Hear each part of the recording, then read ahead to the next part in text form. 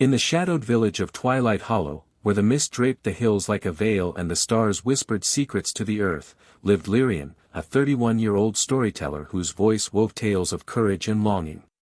Her home, Whisperwood Cottage, was a sanctuary of flickering candles and shelves lined with ancient scrolls, each story a thread of her soul. Lirien's eyes sparkled with dreams, her hands traced the air with every narrative, but her heart carried a quiet ache, a loneliness born from years of isolation, her tales shared with villagers who listened but never lingered. Raised by a stern grandmother who deemed love a distraction, Lirien had buried her desire for connection, her shadow, a fear of vulnerability, keeping her solitary.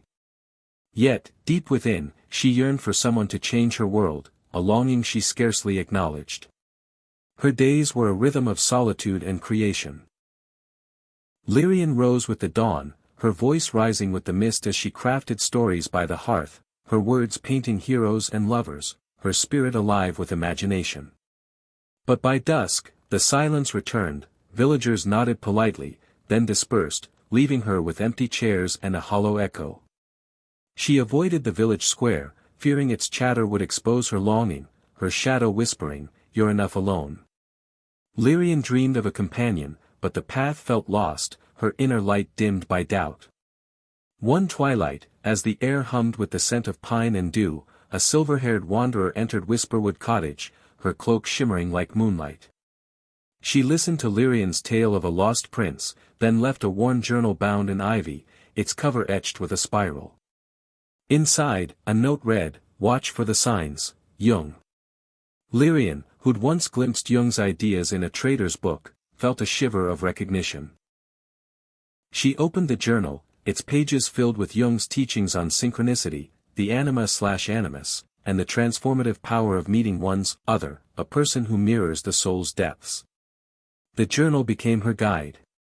That night, Lirien dreamed of a misty path, four lanterns glowing in the fog, each casting a different light, gold, silver, crimson, and indigo.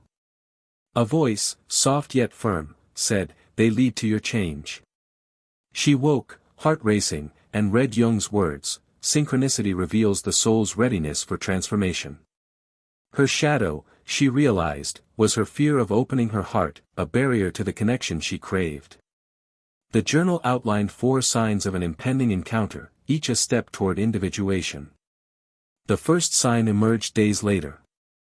Unusual dreams. Lirien dreamed of a figure with eyes like hers, standing by a river, offering a scroll that read, "You are not alone." She woke with a start, the dream's clarity lingering, her hands trembling as she noted it in her journal.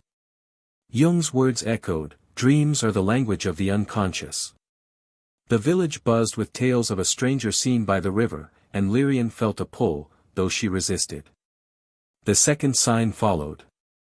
Recurring symbols, a spiral, like the journal's cover, appeared everywhere, carved on a fallen branch, etched in the frost on her window, woven into a villager's scarf.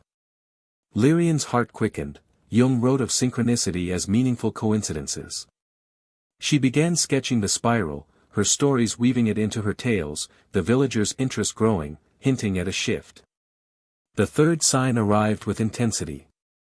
Inner restlessness. Lirien felt a fire in her chest, a urge to leave her cottage, her feet pacing, her mind racing with new stories of love and reunion.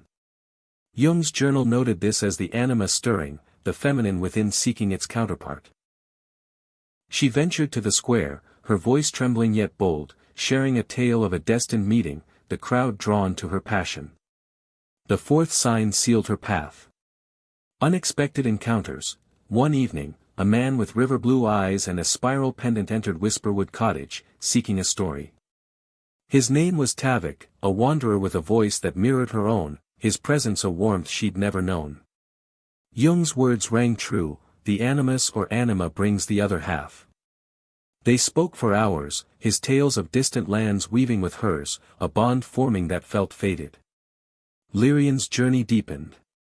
She embraced her anima, her inner feminine intuition, sensing Tavik's soul, and her animus, her inner masculine courage, opening her heart.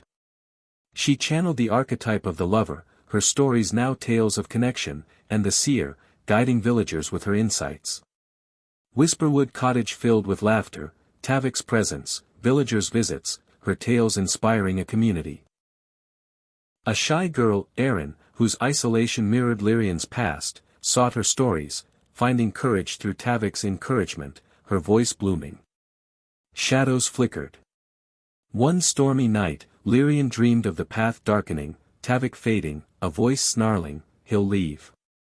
She woke, doubting their bond, her hands clutching the journal. She sought Mara, a healer versed in Jungian thought, who said, "Transformation spirals, face the fear." In meditation, Lirien asked the dream voice, "What do you need?" "Trust," it replied, Tavik's image steadying as she let go of fear. Her resolve grew, and she began hosting storytelling circles, teaching Twilight Hollow to recognize their own signs of change. Twilight Hollow transformed. Lirien adorned Whisperwood with spirals and lanterns, symbols of her journey, her cottage a hub of connection. Her circles grew into a movement, with Eryn and others sharing tales of their transformative meetings, their lives alight with purpose. One dawn, a traveler, his cloak torn, entered seeking refuge, his eyes holding a story. Lirien welcomed him, saying, "Your change begins here," feeling Jung's truth, "For signs herald the person who changes everything, a lesson to ignite all hearts." The ivy-bound journal remained on her shelf, its pages worn but luminous, a beacon for those awaiting their own transformation. As weeks turned to months, Lirien and Tavik's bond deepened, their conversations weaving a tapestry of shared dreams and quiet moments by the hearth.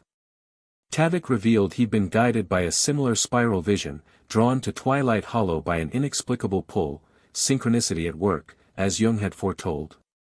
Together, they expanded Whisperwood Cottage into a gathering place, its walls adorned with spirals and river scenes, each a testament to their union. Lirien's stories grew richer, infused with Tavik's tales of distant lands, their voices harmonizing in nightly recitals that drew villagers from miles around. The community flourished under their influence. Eryn, now a confident storyteller, began her own circle for the village youth, teaching them to listen for their signs, her laughter echoing through the hollow. Tavik introduced a tradition of lantern-lighting ceremonies, each flame symbolizing a new beginning, the glow illuminating the misty paths.